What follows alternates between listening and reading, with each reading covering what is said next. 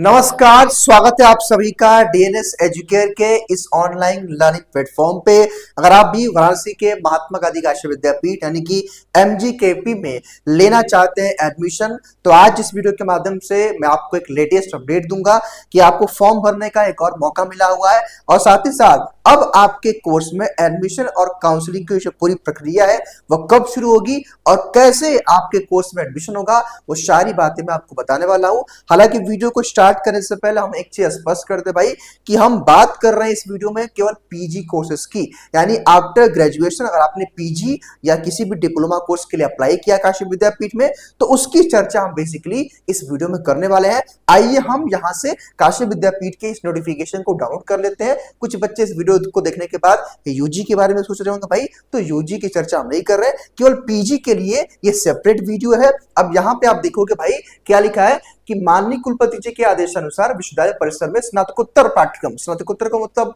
क्या होता है पीजी, यानी कि सपोज आप में से वो अभ्यर्थी जो बीए बीएससी बीकॉम कर चुके हैं, जिनको एमए एमएससी एमकॉम या कोई भी डिप्लोमा कोर्स करना है पीजी का आफ्टर यूजी, उसकी चर्चा है। डिप्लोमा पाठ्यक्रम में ऑनलाइन प्रवेश आवेदन पत्र की हेतु अंतिम तिथि दिनांक 31 जुलाई तक विस्तारित की जाती है।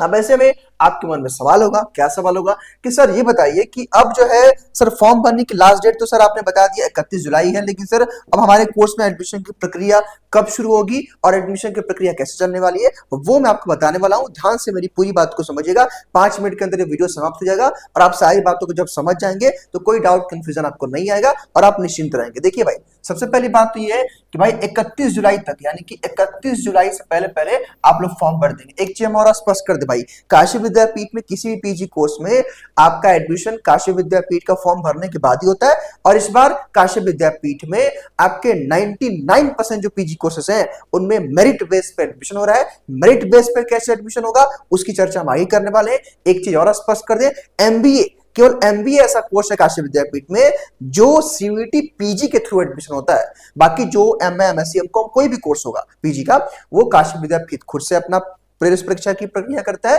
तो 31 जुलाई से पहले आप लोग फॉर्म भर लेंगे। आपको ये नहीं कहेगा सर जी मैंने सीयूईटी का फॉर्म भरा है तो क्या विद्यापीठ में एडमिशन मिलेगा, नहीं मिलेगा। अगली बात, अब कुछ लोग कहेंगे कि सर जी मैं फॉर्म तो भर चुकी हूं या चुका हूं, सर जब मैंने फॉर्म भरा था तो सर लास्ट ईयर का मार्कशीट नहीं आया था, मार्क्स नहीं आया था सर, तो हमको फॉर्म में करेक्शन करना है या सर हमको लास्ट क्वालिफाइंग मार्क्स यूजी का मार्क्स अपडेट करना है। तो भाई देखिए, याद रखिएगा, सपोज कि आपका 31 जुलाई, याद रखिएगा मेरी बात को, ध्यान से मेरी बात को समझिएगा, मान लीजिए कि 31 जुलाई को आपका फॉर्म का लास्ट डेट खत्म हो गया तो फिर विद्यापीठ ना एक नोटिस जारी करेगा। विद्यापीठ की तरफ से आपके एक नोटिस आएगी और उस नोटिस में आपको 2 से 3 दिन का मौका मिलेगा और आपको कहा जाएगा भाई कि आप अपना पोर्टल खोल करके ओपन करके लॉगिन करके अपना जो है यूजी का मार्क्स अपडेट कर लीजिए। तो आप चिंता बिल्कुल मत करिए, चैनल को सब्सक्राइब कर लीजिए। जैसे ही वो नोटिफिकेशन आएगी तो मैं आपको एक वीडियो के माध्यम से बता दूंगा कि हाँ भाई नोटिफिकेशन आ गया है, आप लोग को ऐसे करके करेक्शन करना है, मतलब कैसे मार्क्स फिल करना है। क्योंकि देखिए भाई, आपके यूजी के मार्क्स के बेस पे ही आपको पीजी में एडमिशन मिलना है, इसलिए आपको सही से यूजी का मार्क्स अपडेट करना जरूरी है। जो बच्चे अपडेट कर चुके हैं गुड एंड वेल, जिनका भाई मान लीजिए किसी का गैप है तो पहले ही पूरा फिल कर चुके हैं, लेकिन जो बच्चे इस साल अपना यूजी कहीं से पास कर रहे हैं तो उनको तो अपना अपडेट करना होगा ही, कोई दिक्कत नहीं है। आपका अगस्त के फर्स्ट वीक में मार्क्स अपडेट करने का विकल्प आ जाएगा और जैसे वो विकल्प आएगा एक वीडियो के माध्यम से हम आपको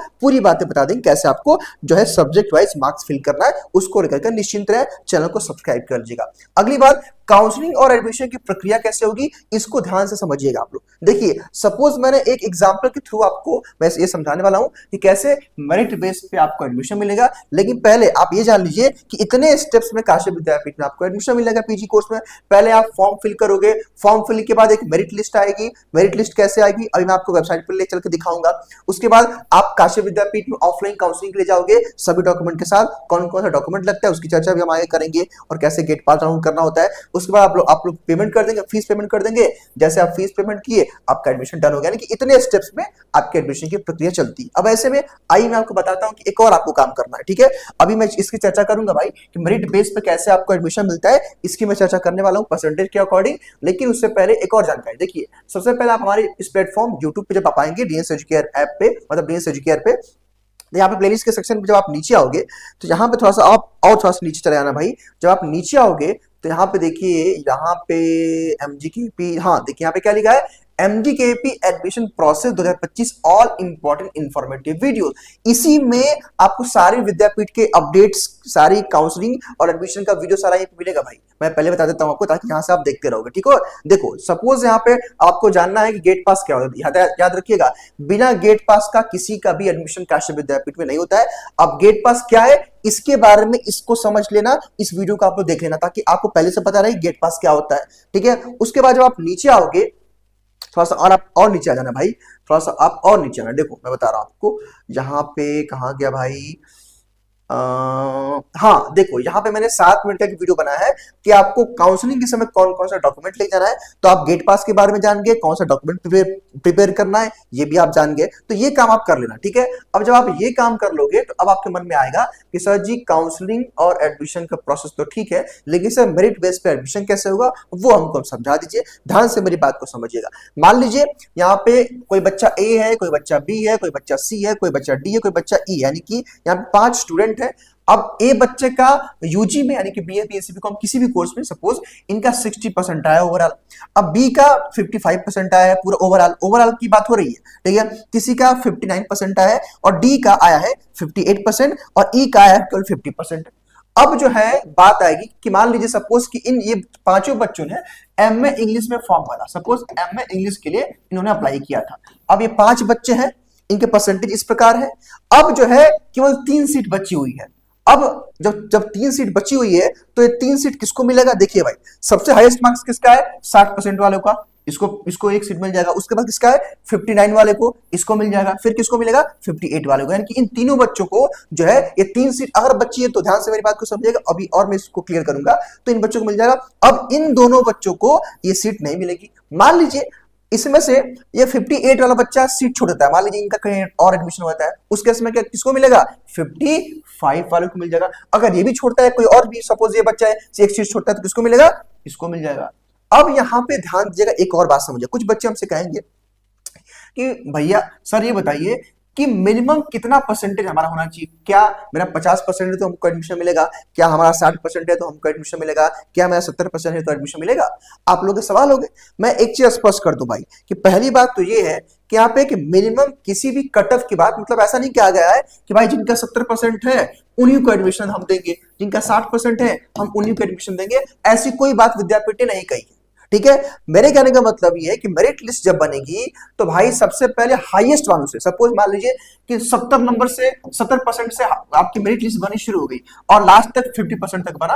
अब उसमें सारे बच्चों का नाम रहेगा, मतलब हाईएस्ट कट ऑफ से लेकर के लोएस्ट कट ऑफ तक लिस्ट आएगी। अब मान लीजिए एमए इंग्लिश में पहली आपकी मेरिट लिस्ट आ गई। मेरिट लिस्ट का मतलब क्या होता है, उसमें आपका नाम रोल नंबर रहेगा और आपका यूजी में कितना मार्क्स है मतलब परसेंटेज रहेगा, उसी को हम मेरिट लिस्ट बोलते हैं। आइए मैं एक काम करता हूं, मेरिट लिस्ट आपको दिखाई देता हूं भाई, आपके मन में डाउट होगा, देख लो भाई, आओ मैं आपको दिखाता हूं मेरिट लिस्ट कैसे आता है। देखो यहाँ पे आप जो बच्चे हमारे बी वाले हैं उनका देख लीजिए, सपोज बी वाले बच्चों का देख लीजिए आप मेरिट लिस्ट कैसे आया। देखिए ऐसे आपका मेरिट लिस्ट आएगा और इसी वेबसाइट पे आएगा, देखते रहिएगा आप लोग बराबर, ठीक है। हालांकि अगस्त में होगा तो हम आपको बता देंगे। देखिए सपोज देखिए इसी को बोलते हैं provisional counselling list for admission, इसको काउंसलिंग लिस्ट बोलिए। हालांकि ये एससी कैटेगरी का है, लेकिन मान लीजिए पहले जनरल कैटेगरी के पहले आता है, ठीक है।